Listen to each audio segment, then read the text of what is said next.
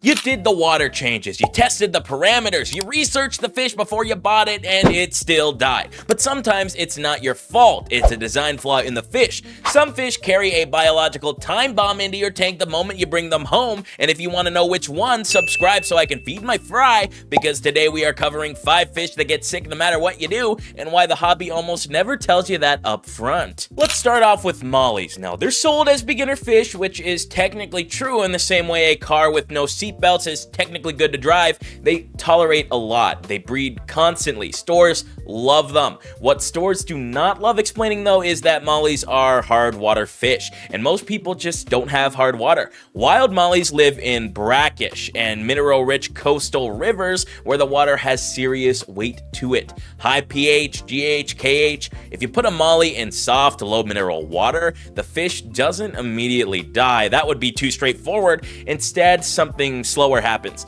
The fish starts doing this thing, shimmying, just vibrating in place like it cannot decide which direction to go. This is called the shimmies, and it is the molly equivalent of a check engine light you can only see if you are already watching. Most people assume the fish is just doing its thing. What it's actually doing is fighting chronic osmotic stress, struggling to regulate its internal chemistry against water that does not give it enough to work with.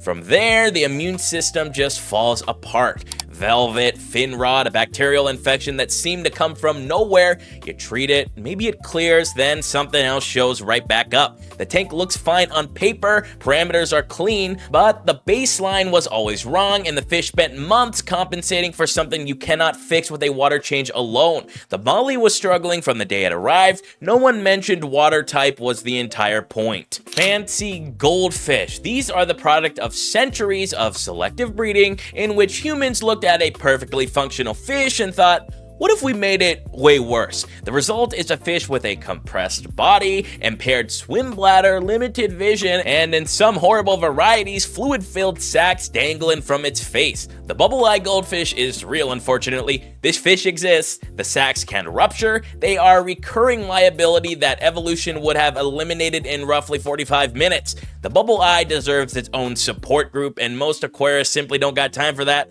But the underlying issue across all fancy goldfish is structural. That rounded body shape creates internal compression that affects how the swim bladder functions. In a fish shaped roughly like a tennis ball, buoyancy control frequently breaks down. The failure develops gradually with these. The fish floats near the surface, or sinks to the substrate, or tips sideways mid-water with an expression that can only be described as resigned.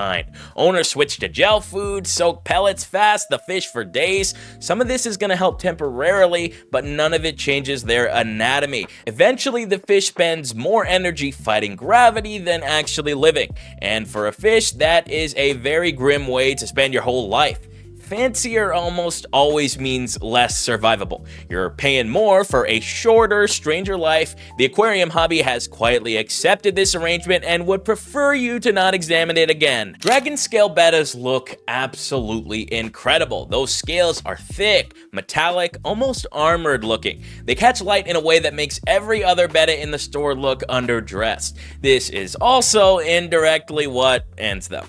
The gene responsible for that heavy scaling does not know when to stop. The scales continue to grow after the fish reaches adulthood, moving across the fins and then pushing toward the eyes. A condition called diamond eye develops when the scaling encroaches on the cornea directly, and then the fish slowly loses its vision. This does not happen in days. It unfolds across months while the fish is otherwise eating and displaying normally. One day you notice the betta is not tracking your hand through the glass anymore, then it starts missing food, and feeding the betta becomes something you have to actively engineer around. So you're gonna have to target feed it, tap on the glass, keep the tank layout completely unchanged, and even then you are managing a condition rather than fixing it. The same pigment cell instability that drives the scaling also appears to raise the likelihood of tumors in these fish. Pigment cell tumors appear quite often in dragon scale bettas alongside the diamond eye, and hobbyists have noted the pattern for years.